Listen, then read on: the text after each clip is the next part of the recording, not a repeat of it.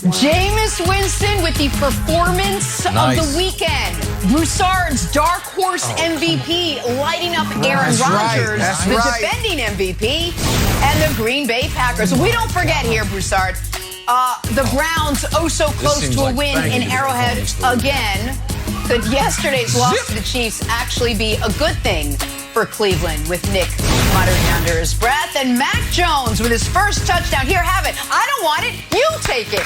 Mac Jones does not want to keep his first touchdown ball. Good Monday morning, everyone. Welcome to First Things First, alongside Nick Wright, Chris Broussard, my guy Kevin Wilds. I'm Jenna Wolfe. Wilds, what's up with Mac? Focus, Nick. This is historic. You keep the ball. Well, no, me and Mac Jones are too focused to celebrate. It's a big football Monday, but no smiles out of Mac Jones and no smiles out of your old buddy Kevin Wilds. Let's start the show. All business. All business. All right, we'll get to that business in a second. Biggest story out of the NFL, though, this weekend. Packers, Saints. The MVP, Aaron Rodgers, getting outplayed in every which way by a guy who actually played like an MVP, Jameis Winston.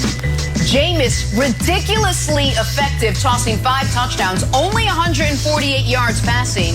How about that? And here's the best part. 0 turnovers. Biscuit, no risk it for Jameis. And that Saints defense picking off Rodgers twice. Head coach Matt LaFleur said his team was absolutely embarrassed yesterday. Here's how Aaron Rodgers described it. It's just one game. You know, we played bad. I played bad. Offensively, we didn't execute very well. One game, we got 16 to go. We were coming off a couple of NFC championship games, and obviously feeling good about the unit that we have on offense. That's what we talk about a lot. So this is a good kick in the you-know-where. Hopefully get us going in the right direction, going back home and playing division opponent next week. All right, Broussard, Aaron Rodgers saying it is just one game, but did all the offseason turmoil, all the noise we heard with the team, the traveling back and forth to Hawaii, all of that, did that lead to Rodgers' disastrous week 1? I do think it contributed at least a little bit, Jenna. Number one, he skipped the offseason program. So you didn't have that. And clearly his mind was elsewhere. Nick told us last week, while Tom Brady was working on getting his 8th Super Bowl ring in the offseason, some quarterbacks were off on a beach drinking Mai Tais, and that's what Aaron Rodgers was literally doing. All right, so I just think, look, he contemplated retirement. He looked at working for Jeopardy. He tried out for that. So his mind was elsewhere. He also looked at playing for other teams or thought about it. So at that point, I think it at least contributed to what we saw yesterday. He's always been haughty. We know Aaron Rodgers has always been arrogant. But the way he strutted into training camp, it was like the Savior has arrived. So he talked in his press conference about, them coming off 2 NFC championship games, and maybe they went in there a little arrogant. None more arrogant than Aaron Rodgers. So when he says this was a kick in the pants, I think he meant it was a kick in the pants not only for everybody else, but to wake him up as well, Nick. The bottom line is this. You cannot, after an offseason of demanding a trade, after an offseason of trying out for the host of Jeopardy, after an offseason of complaining about how you don't get enough say in the front office, after an offseason in which you sit down with Aaron Andrews and say, I've got nothing left to prove on the field, and then you contemplate retirement, you can't come out with a stinker like he did yesterday.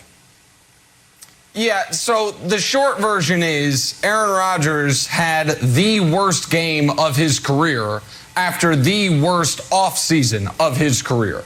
So I think it would be foolish for us to act like those two are totally unrelated events. The most likelihood is that one at least slightly contributed to the other. And obviously, I'm a big fan of Aaron Rodgers personally and professionally, and I have pretty consistently supported him in his battle with the Packers.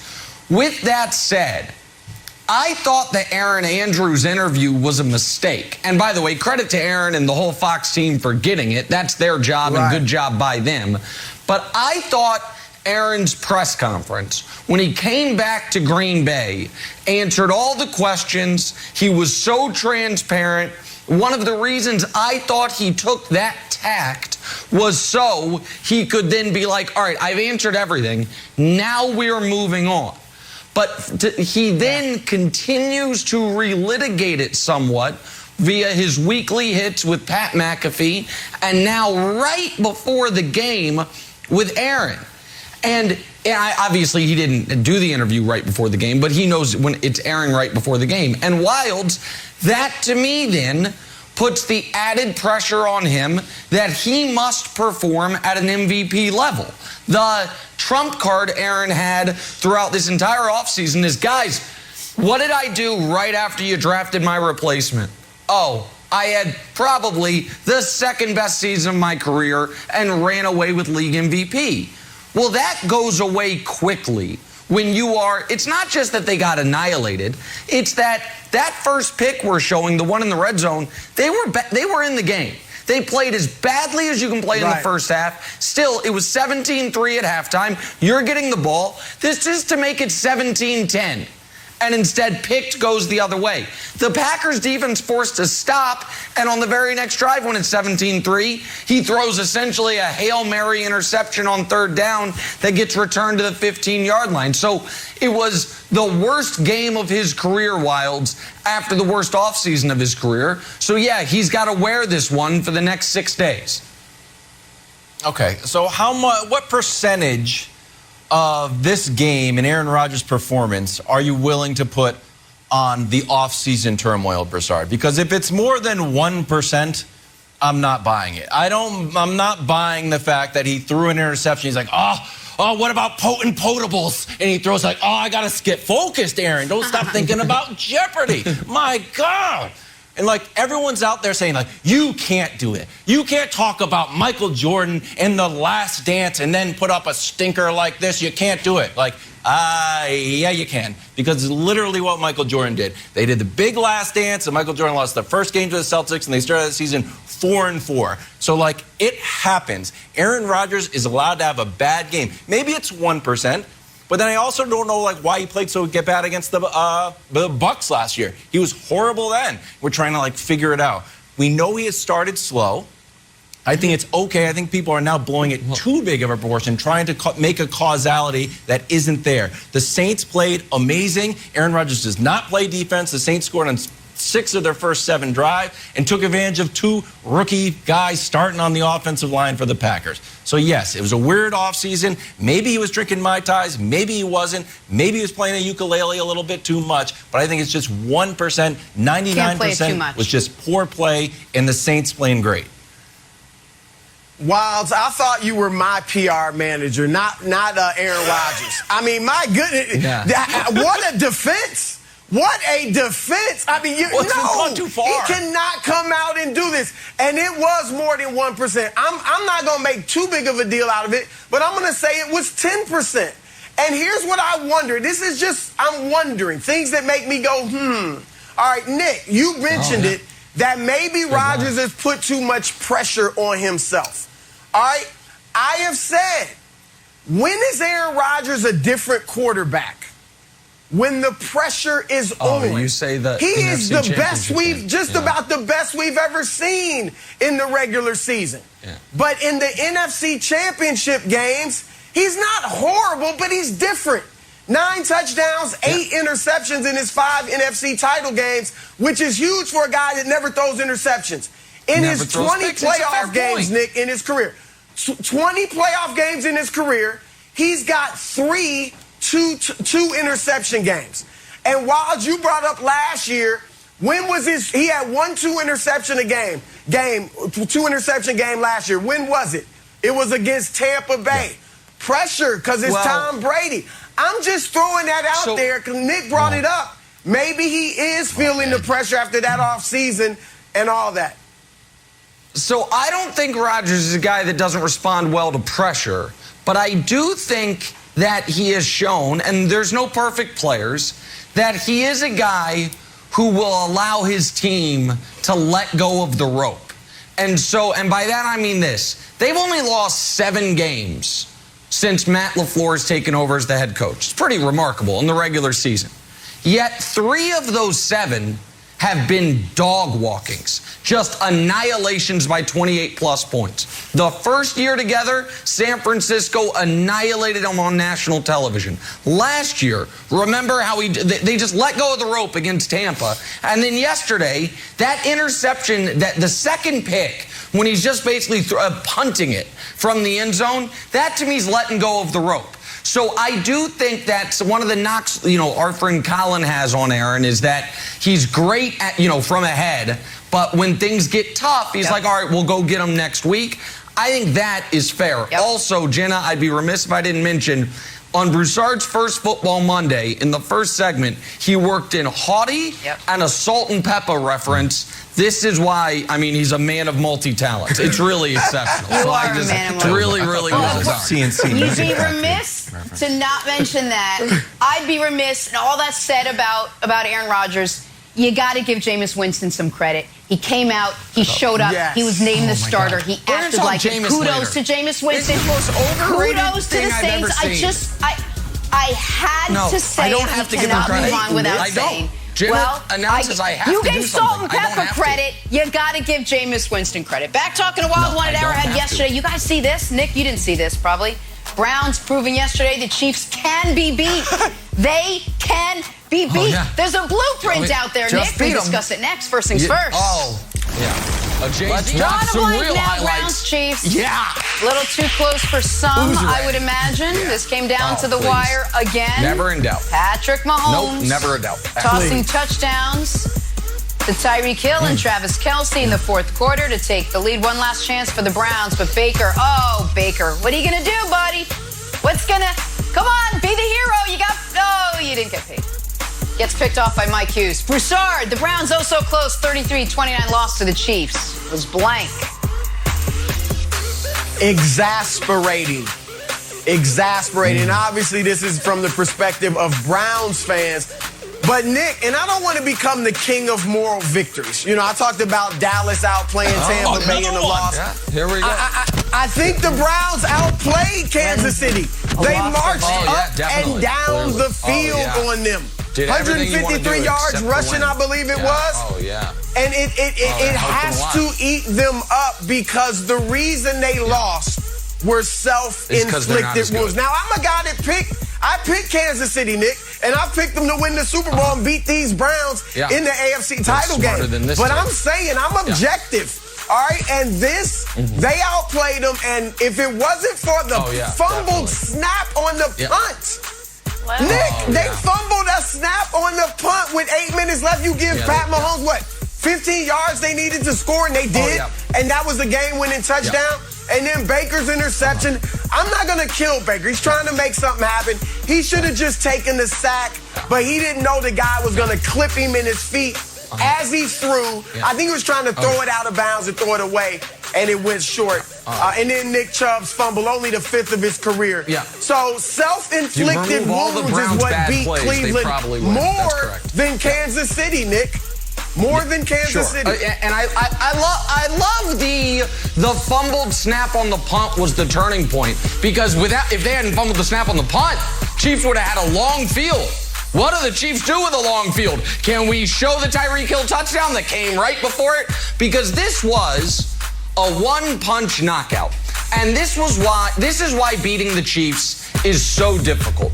It reminds me of underrated Damon Wayans movie, The Great White Hype, where you have the underdog who is winning and landing jab after jab after jab. It's like, could an upset be brewing? And then blammo over the top right, and it's like, what happened? The moment that the Browns had just had a methodical 75-yard touchdown drive to go up 9. And then what happens? The Chiefs go full Chief, one play 75 yards, and now all of a sudden you get scared. Very next play, Baker sack. 2 plays later, you're fumbling a snap on a punt. Chiefs touchdown. Couple plays after that, Baker's throwing a pick. Good night, good luck. This is the problem. Everyone's like, here's the blueprint for beating Kansas City. Time of possession, run the ball. That's hard. You know what's easy? This. And you know what is demoralizing? This. And now all of a sudden with Arrowhead, with fans in it again, full capacity. Travis Kelce, hey, maybe guard him or guard Tyreek. So, yeah, listen, the Browns, as everybody almost does, you played so well and you were so close and you coulda, shoulda, woulda, but no. You lost because you were playing Patrick Mahomes. So annoying. What? One-punch knockout. Put my answer on the screen, America. One-punch knockout. I didn't say that just for effect. Put it on the screen. Go ahead, Wilds. Thank you. We get it. All right, first of all, if you want to talk about one-punch knockouts, there's literally a trillion examples. You have to be like, it's like the Damon Wayans movies. Just say any boxer. Yeah. So, unfortunately, Nick is correct, but there is still a blueprint. This was blueprint 2. Blueprint 2. So this is what you have to do. Be aggressive and don't make self-inflicted wounds. They went for the 2-point conversion after penalty. I like that. They were 3 for 4 on 4th downs. Yeah. I like that. But punters, all punters, your name is punter. Not your birth name, but that's your job. Punter. It's not punter/runner. So just punt it. You still had a chance to punt. You drive it. Punt it. Don't take off. Don't get inspired by Pat McAfee or inspired by Tyreek Hill. Wherever, just pick it up and punt it again. Just punt no matter what. No running. This never works. It never works. McAfee did one cool play, and all punters start growing their hair out thinking they can be the stars. Jenna. Punt the ball, my friend. Jenna. What color's my tie this morning? What shade of red is this? Do you know? Chiefs red. It is Chiefs red. Victory Monday red. Red Monday, America. Be ready for it. A lot of them. A lot of them coming up. But those who are colorblind might have seen that as orange. I don't know if that's true. Another AFC North opponent up next for Kansas City Sunday night football in Baltimore. Mahomes, Lamar. I love it. Back talking Kevin Wild's Patriots, a loss to start the season, but how should Pats fans feel about Mac Jones' pretty steady debut? All these losses that are like moral victories. Yeah. We'll dive into that next. That if they just had won, they wouldn't have lost. Another one. Would you stop? No huddle. No problem. I got you. Start in L.A. Matt Stafford dazzled in his Rams debut. I use that word. I said dazzled. He came, he saw, he conquered the Chicago Bears with flair. Finished 321 yards and 3 touchdowns. Here was QB1 on his Rams debut. Yeah, I mean, a lot of anticipation for this game. You know, for me, you know, it's a new experience for me, a new place. New stadium, new fans, the whole deal. But this team has embraced me, and I really appreciate that. You know, I've done everything I can to try to, you know, just work as hard as I can and you know, get myself in this team. And they wrapped their arms around me, and it felt good to go out there and play with them tonight. Such incredible players on this team. I'm lucky to be a part of it. You know, I want to do everything I can to try and lead this team to where we want to go. Obviously, this is just one. Got to keep building on this, but it felt great to get out there and go play. How about that, Matthew Stafford? So, Broussard, did last night prove that the preseason hype for Stafford and the Rams is real? Well, yeah, it was a great debut. I mean, one of the greatest team debuts we've ever seen from a quarterback, and to do it against a defense that was in the top 10 previously.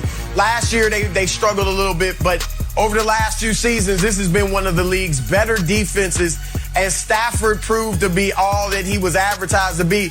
And the thing is that they didn't even use him as much as they could. He only threw it 26 times. So imagine, there's going to be games, I'm sure, where he's throwing it in the 40s as far as attempts, and you can see big things coming. Now Sean McVay is able to use a little bit more of his playbook. They obviously had the 2 long passes. So far, so good for the Rams. And they're going to need to be this good because that division is no joke. Everybody won in that division. Right. Division's totally undefeated. It's the opposite of the NFC North, where the division is totally defeated. Listen, Stafford was exceptional last night. There is no taking anything away from that. But no, it didn't answer the questions I have. The question about Matt Stafford is, how is he going to play in big moments? How is he going to play against good teams? Because despite Al and Chris doing a 2-hour monologue last night about how absolutely nothing that ever happened in Detroit was Matt Stafford's fault, Some of it was. And the 8-65 career record, 8-65 is what they put on the screen last night against teams with a winning record. That's a real thing. So no, listen, I think we all picked the Rams to win that division. We think they're going to be good. I need to see them against good teams. The real story in this football game to me was the Chicago Bears' mismanagement of the quarterback situation is the type of things that should cost people jobs. Andy Dalton has no business starting in the NFL on a team with Justin Fields on it. The team was drawing dead the moment Dalton threw that end-zone interception on the opening drive of the game. Justin Fields should start immediately. They play, I think, Cincinnati next week. He should be the starter and try to see if the Bears can get a good season together. That, to me, was a bigger story than Stafford, who obviously, Jenna, was exceptional last night. All right, sit back, Wilds. We head back to Foxborough. In the battle of former Bama quarterbacks yesterday, it was Tua who came out on top over Mac Jones, but just barely. Miami gets the close 17-16 win, but Mac looked pretty good, pretty comfortable. Finished with 281 yards and the touchdown, no interceptions. Most passing yards by a Pats QB in his first career start. Here was Mac on where he goes from here. Yeah, I think we can get better. That's just how we have to look at it. Definitely wasn't good enough starting with me. So we got to watch the film, and we lost, so it's not good enough. He's so quiet, I can barely hear him. Wilds, should Pats fans be encouraged or discouraged after the Week 1 loss? Encouraged, Jenna. Mac Jones, come here, buddy. I'm Robin Williams, and you're Matt Damon. It's not your fault. It's not your fault. It's the penalties' fault. We had 85 yards in penalties. It's not your fault. We had 85 yards in penalties, the most in 23 games.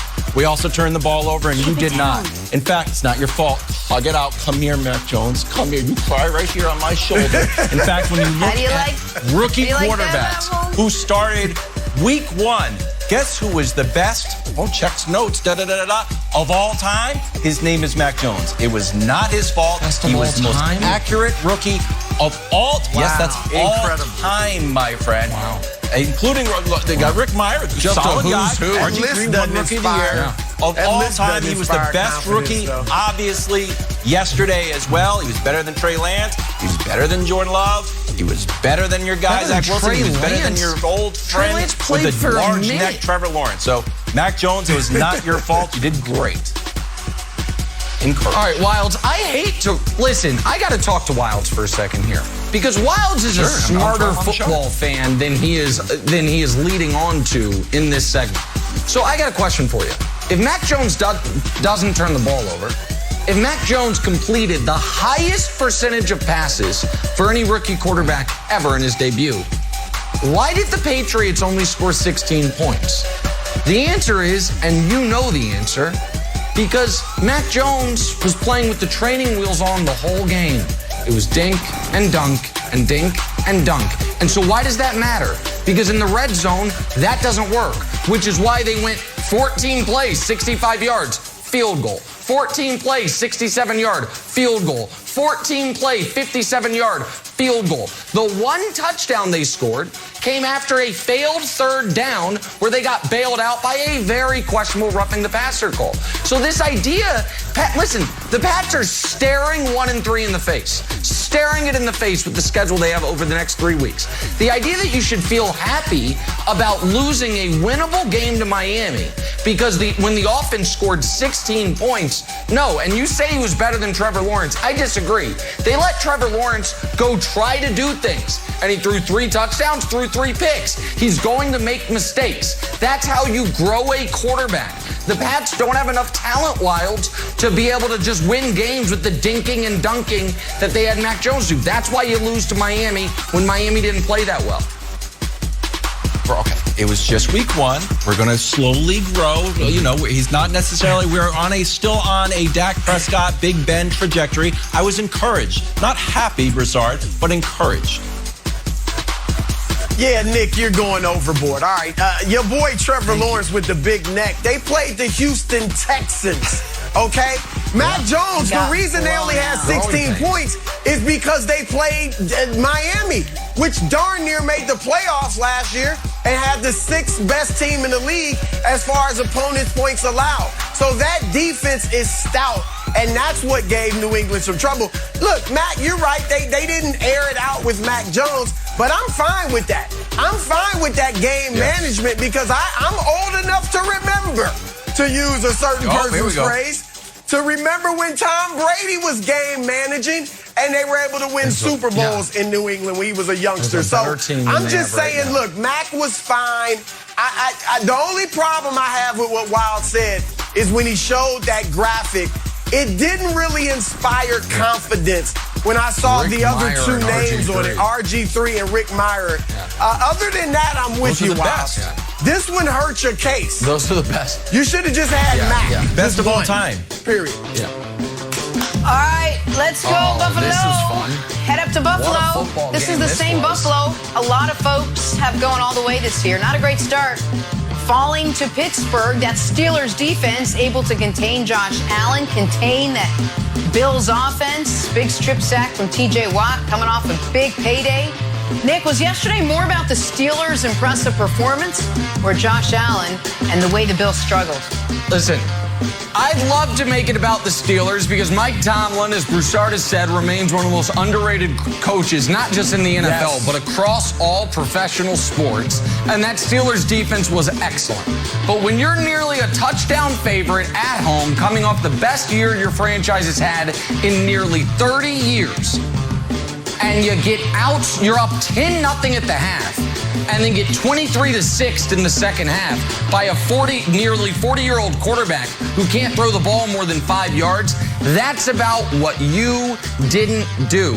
And Broussard, I know everyone always says Josh Allen has a cannon for an arm. Last night it looked like one of those T-shirt cannons firing into the crowd. Whoa, my God, look at how far it is, but nobody can catch it. Josh Allen was awful. He threw the ball 51 times for a measly 270 yards. He fumbled the ball twice. They lost one of them.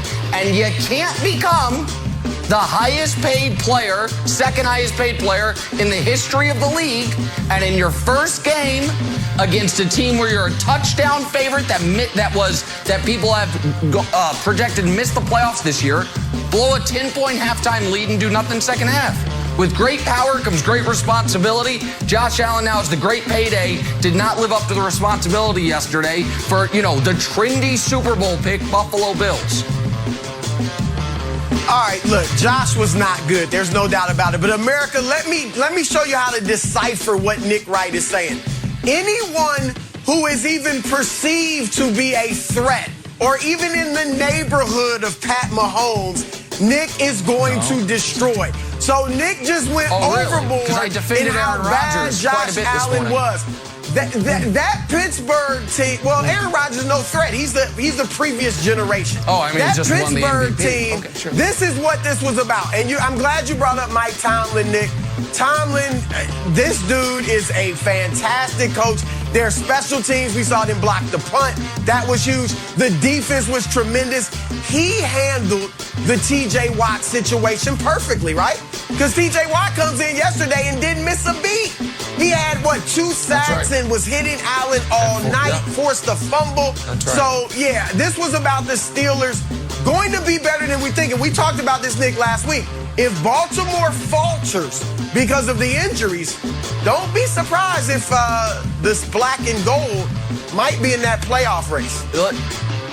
Listen, they're gonna have to win a lot of games like this based on defense and special teams because I don't know about their offense. But listen, Bills fans, I know you're mad at me, but this is now the cul-de-sac on which you live of alleged contenders. And if you're at home as a favorite, as an alleged contender, and you have that type of second half, there's going to be significant criticism, and it's deserved for your alleged superstar quarterback. That's where you are now. Jameis Winston had himself a day. Saints, Packers. For Jameis, a very efficient 148 yards passing, 5 touchdowns. Post-LASIK Jameis, PLJ as my kids call him. No, they don't. We'll take that outing any day. We got Vick here to break down all the action from yesterday. Broussard, you're so easy to please. Mike, how much did Jameis's performance surprise you? Honestly, Jenna, it didn't surprise me at all. I had a chance to talk to Jameis about 4 months ago, and we had an in-depth conversation about, just the game itself, what football really meant to him. And, Jameis just kept saying, we're going to surprise some people this year. We're going to surprise some people, and they're not going to see what's coming. And he spoke with so much confidence and enthusiasm. And Jameis is a guy who really loves the game. At the quarterback position, you got to have a passion for it. And he really does. And yesterday wasn't a surprise to me. When you gel with a offensive coordinator, when you gel with your quarterback coach, a guy like Sean Payton, and you get that information download, and it's starting to register, and you know that you with a coordinator who's going to present the game plan that's going to be for you. You can come out and you can play with the utmost confidence, and I think that's what Jameis talked about. I think that's what he illustrated. And I just couldn't take anything away from the conversation but the fact that he was going to go have success. And it was very evident yesterday. Obviously, you got to continue to do that. It's week one, and it's just a stepping stone, a step in the right direction. But, we want to monitor this week 2, week 3, week 4. And Jameis knows how important it is to be consistent in the National Football League. So that's what I have my eye on. Is it going to be consistent? Well, and I want to give the Saints credit. Listen, I picked the Packers to go to the Super Bowl and the Saints to miss the playoffs. And they played each other week 1, and the Saints beat them in every single phase of the game. Jameis was a part of that, so they absolutely deserve credit. And I know, listen, Broussard, I know you were like, hey, Jameis, dark horse MVP. And so you're feeling good this morning.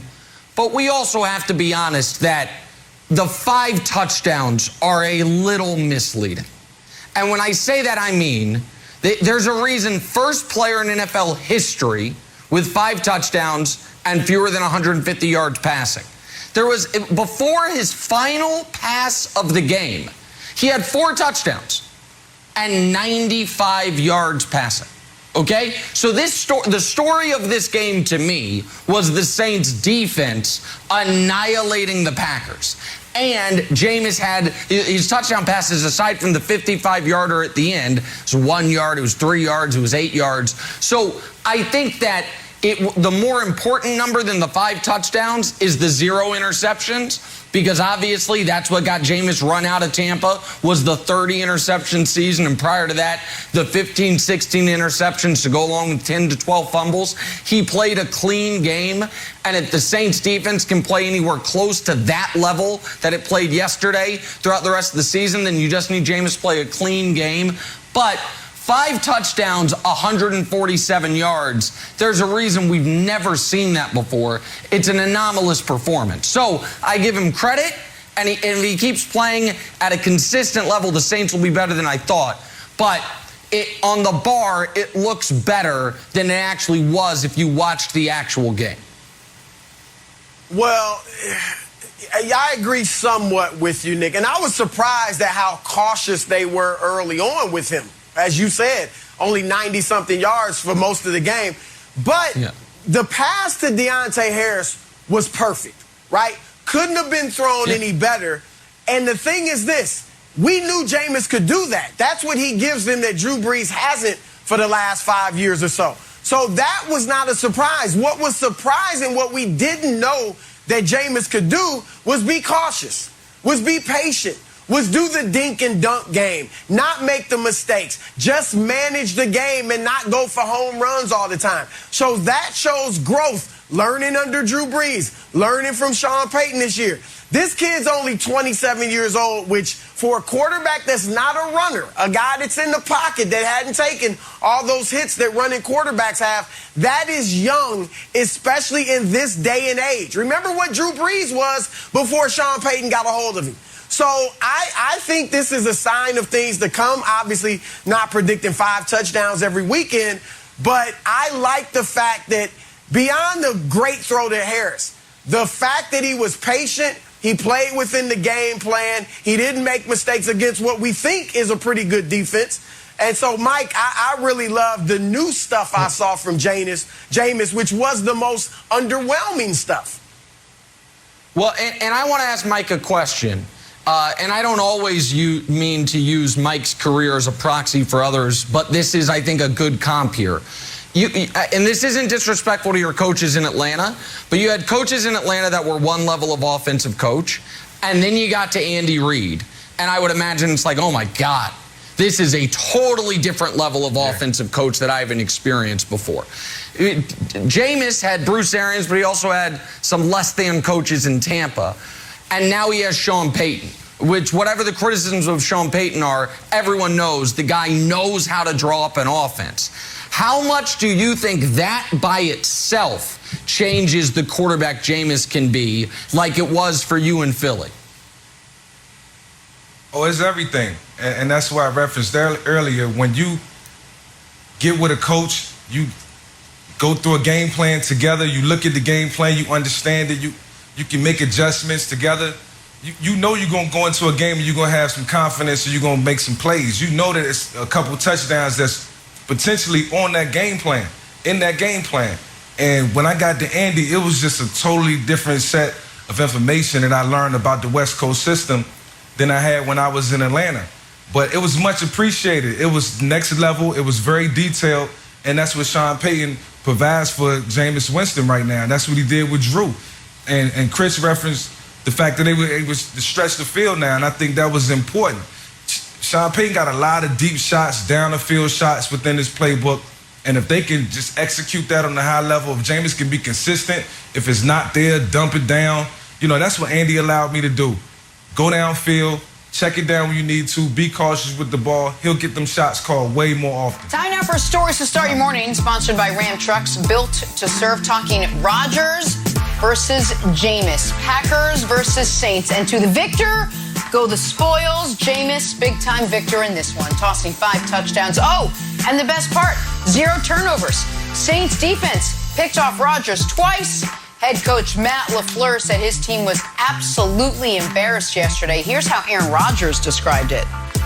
It's just one game. You know, we played bad. I played bad. Offensively, we didn't execute very well. One game, we got 16 to go. We were coming off a couple of NFC championship games, and obviously feeling good about the unit that we have on offense. That's what we talk about a lot. So this is a good kick in the you-know-where. Hopefully get us going in the right direction, going back home and playing division opponent next week. Well, this will humble you, Aaron. Worst passer rating among reigning MVPs ever in a season opener. That's not great, as Nick would say. Speaking of Nick, did offseason turmoil, you think, lead to Rodgers' disastrous week 1? Listen, you have your worst offseason of your career, and then week 1, you have arguably your first game of your career. I think it certainly didn't help. Now, whether that's because there was just too much going on, maybe he actually really missed the offseason programs, or it's just happenstance, I'm not sure. But the chronology of it is obviously not great, because all offseason, his trump card in the argument with the Packers has been, y'all drafted my replacement, then I won league MVP. It doesn't work as well when it's, you drafted my replacement, then I scored 3 points. So, like, that's a problem. But the bigger, to me, problem, Broussard, that is indicative of a bigger trend, and again, I've been one of Rodgers' biggest supporters, I argue with Colin about this all the time, is when Rodgers gets beat, more often than some of the other greats, just lets go of the rope. So they've only lost 7 times under Matt Nagy in the regular season.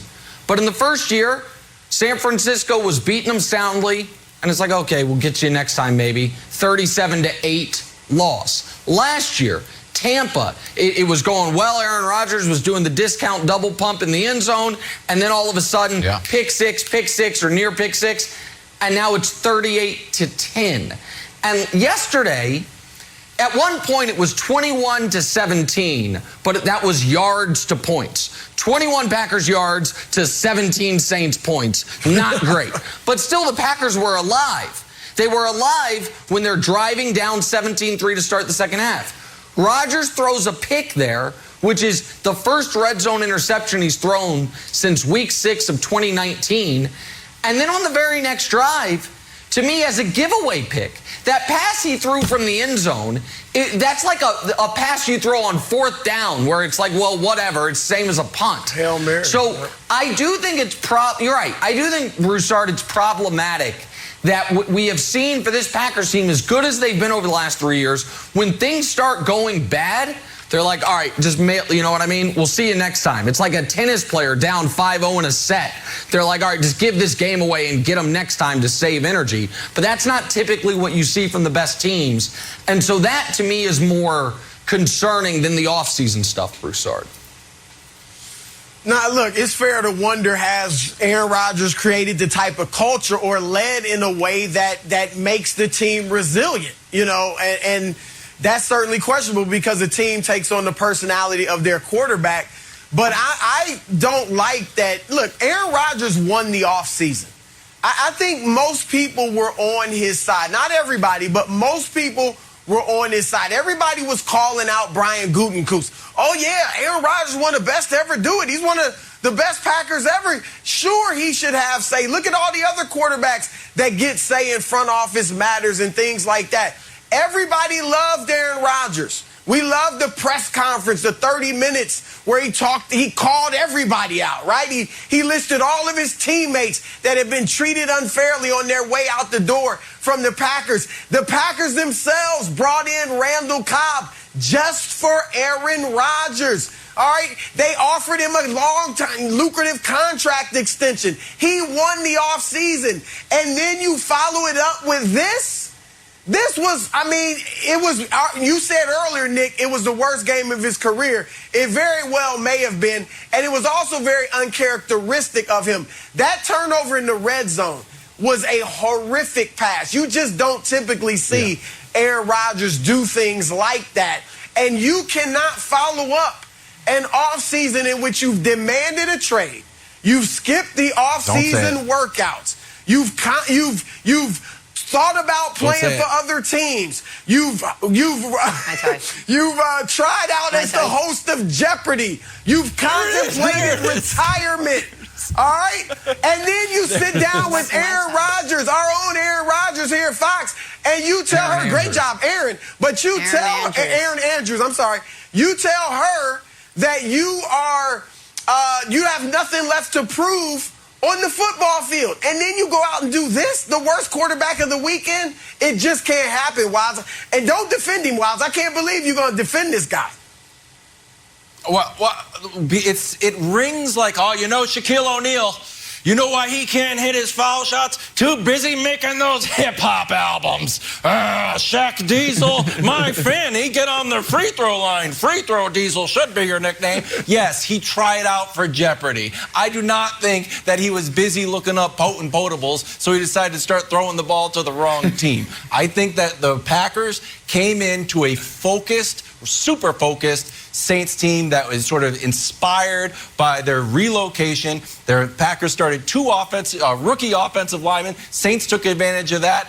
And they only ran the ball 15 times. Once they got down, Matt LaFleur threw out the playbook, should have run the ball more. So look, is there a 1% chance that the tumult from the offseason affected Aaron Rodgers? Yes. Is there a 2% chance? No. I don't think Jeopardy had anything to do with it, 1%. Nor do I think the Packers season is in jeopardy. I think they're totally fine.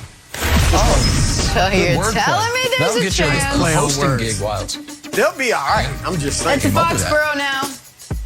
In the battle of former Bama quarterbacks, it was Tua who came out on top over Mac Jones, but just barely. Miami getting a 17-16 win, but Mac looked pretty good, finished 281 yards and a touchdown. Most passing yards by a Patriots quarterback in his first career start. How about that? Here was Mac on where he goes from here. Yeah, I think we can get better. That's just how we have to look at it. Definitely wasn't good enough, starting with me. Yeah, so we got to watch the film, and we lost, so it's not good enough. It is not. Kevin Wildes, should Pats fans be encouraged or discouraged after the Week 1 loss? Oh, encouraged in a major way, Jenna. We lost the battle but won the war because... And we are pushing this narrative aside. People didn't know if Mac Jones was any good. In fact, people on this very show named Nick Wright were like, I don't know. Granted, he had the highest completion percentage of all of college football, won a national championship. I wouldn't take him. I would take anybody else. Yeah. But we saw a lot of rookie quarterbacks, and guess who played the best? Mac Jones. In fact, if you looked at all the rookie quarterbacks in the history of the NFL, you know who had the highest completion percentage of all time? Research, Mac Jones. So am I encouraged the fact that he had a historically great performance? Yes. Did we have some turnovers? Yup. Did Mac Jones have any? No. Did we have some penalties? Yeah, the most in our last 23 games. Did Mac Jones? So many questions. No. Okay. So am I encouraged? I am wildly encouraged. Well, so I almost view this as a half win. I view us as 0.5-1 right now. 0.5-1. Not 0-1. 0.5-1. You know what? Half win. We usually don't show graphics with only 3 names on it. I hate to do this to our stats people. Can we expand? Can we see this other who's who of who's that? Dusty double-crossed me. How Dusty double-crossed make you feel? Oh, look at that. E.J. Manuel. What's he doing these days? Deshaun Kaiser. Those are good quarterbacks. What's he doing these days? You know he's good. What all those guys have in common is their first game ever, the coaching staff said, training wheels, training wheels. And that's why yesterday the Patriots, you're like, oh, Mac Jones didn't turn the ball over. Lead 75% of his passes. How many points did they score?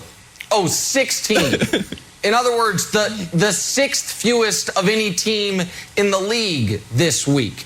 And so what happened? 14 plays, 65-yard drive, field goal. 14 play, 67-yard drive, field goal. 14 play, 57-yard drive, field goal. The 1 touchdown drive came after they stalled out in the red zone again, but they got bailed out by a very questionable roughing the passer penalty that ended up leading to the touchdown. So if we are being honest here, and there's the touchdown, there's a reason the Patriots, Broussard, only scored 16 points. Because they attempted nothing down the field, and they do not have dynamic weapons that are going to be able to do yards after catch to be able to give you explosive plays. So, hey, they have this great defense. Yeah, but they just lost to a team with a better defense that's in their division, that also has a young Alabama quarterback who's better than Mac Jones. So, no, I don't think the Patriots fans or Broussard should be encouraged. I think you guys both had the Patriots over the Dolphins in the playoffs. You still feel that way? You feel that way right now? Oh, yes, I do. Broussard. I do, Nick. Yes. And I do feel that way. I think Mac Jones played better than Tua did yesterday. And I think you mentioned it, great defense for Miami. That's why they only had 16 points. All right, so give the defense some credit. I'm liking what I'm seeing out of Mac Jones, and I get it. They dinked and they dunked and they were cautious. It was his first game. He's a rookie, but he will get better. I like his demeanor at the press conference. Very Belichickian, if you notice. Monotone, basic. You know, I liked when he was on the field. He didn't want the first football that he threw a touchdown pass with. No, give it. I'm focused, baby. I'm about winning. I'm about the bottom line. That reminds me of a certain other New England quarterback who will remain nameless because I don't want to put too much pressure on Mac. But, yeah, I liked what I saw from Mac Jones. I feel good. Okay.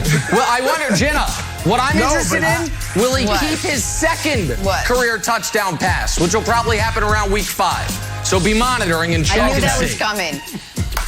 Skip and Shannon coming up next. They're talking a lot of Chiefs-Browns this morning. That's it for us Undisputed right now.